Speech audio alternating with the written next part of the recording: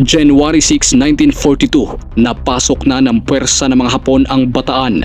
Sa loob ng 3 buwan, nilabanan ng magkasanib na puwersa ng mga Pilipino-Amerikano ang mas lumakas na puwersa ng mga sundalong Hapon na sa panahon na yon ay kontrolado na ang halos kabuuan ng Asya-Pasifiko.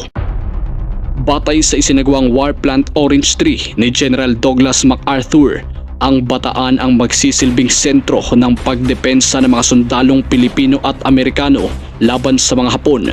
Subalit noong April 9, 1942, tuluyan nang bumagsak ang Bataan sa kamay ng mga Hapon. Ang Bataan ang isa sa mga huling strongholds ng Allied Forces sa Pilipinas, kasama ang mga isla ng Corregidor at El Fraile.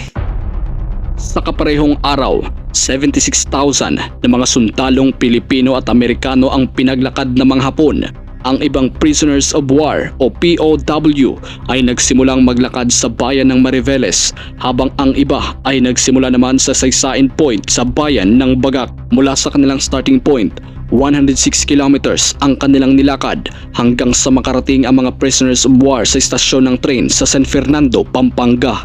Pagdating doon, nagsiksika ng mga sundalong Pilipino at Amerikanong bihag sa bawat bagon. Sarado ang mga bagon at walang kahit anong source of ventilation. Ngunit nang tumigil pansamantala ang train nito sa Angeles, dito sila binigyan ng mga locals ng pagkain at inumin.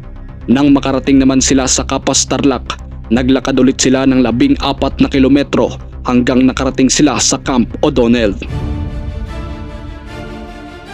Sa kabuuan, nasa 160 kilometers ang tinahak ng mga sundalong Pilipino at Amerikanong bihag ng mga Hapon, kung ang starting point ay sa Mariveles.